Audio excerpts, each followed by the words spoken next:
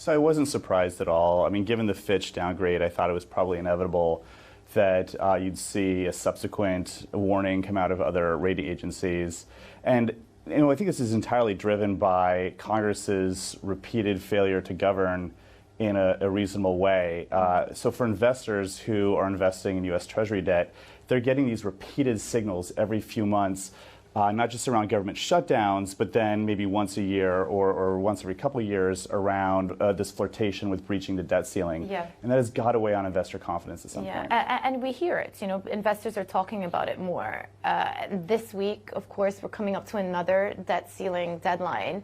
And political brinkmanship is what you hear out of these credit rating agencies. It's not just concerns about the state of the deficits, but also brinkmanship interfering with effective policymaking. What is the solution here? Is there a solution to sort of circumvent these debt ceiling discussions that come up once every year? So I think you're exactly right. So this concern is not just investors looking at the long-term trajectory of the U.S. imbalance between revenues and spending. That's obviously a concern, but there are reasonable solutions there. Even something as difficult as Social Security, you could imagine, so for example, some sort of bipartisan compromise that looks at both the revenues and the spending side of it. It's really not that hard in principle if you put reasonable people in a room. It's the combination of this long-term projected imbalance and the brinksmanship in Congress that has left investors to lose faith.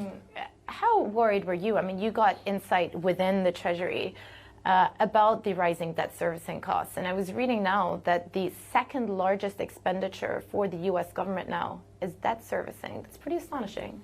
Yeah, so the rise in debt servicing costs, which is due to both rising interest rates and then this big stock of public debt, is a concern. But I think that there are reasonable challenges, the reasonable answers to that. The real concern I have is this willingness by members of Congress to blow up the fiscal system just to make a political point. And you brought up the debt ceiling. I mean, that's really my biggest concern, is that we'll go over the debt ceiling, we won't make interest payments, and investors will say, look, we just don't want to hold these bonds, these are not reliable creditors. And that's when you see a spiral. And we can look today at debt servicing costs and be concerned, but those will rise much, much higher if we have a situation where we breach the debt ceiling and refuse to make interest payments. Well, politicians across the other side of the aisle will say that the stimulus checks not only participated in raising the overall debt levels, but also stimulated inflation. The U.S. would not experience the high levels of inflation that it saw if it had not been for those stimulus checks. But what is your response to that? Do you think that was the right decision at the time? So I have two responses to that. The first off is that there were 4 pieces of legislation passed to deal with the COVID response. 3 of them were bipartisan. So if we're going to talk about the inflation effect, let's talk about the cumulative impact of all 4 pieces of legislation, including the CARES Act, which was passed during the Trump administration and cost over $2 trillion. Secondly, yeah, recessions are really good for inflation.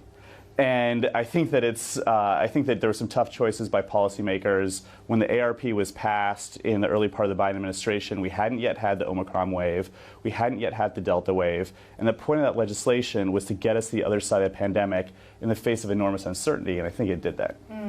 Well, looking ahead, you mentioned some of the legislation that the Trump administration introduced. And of course, we are staring into another election year. Could be Trump, could be Biden, could be, surprise third person as well. It's impossible to predict at this point. But what do you think the priorities will be for a Biden administration if they win a second term? So, it's tough to answer in just a minute or two, but I will point out one big priority that I think will happen. And you can look back to that Build Back Better legislation, which was passed at the end of the first year through the House and came up 1 vote short in the Senate. Now, of course, that was sort of partitioned, and the aspects of Build Back Better around clean energy that Senator Manchin could vote for ultimately made it through in the Inflation Reduction Act.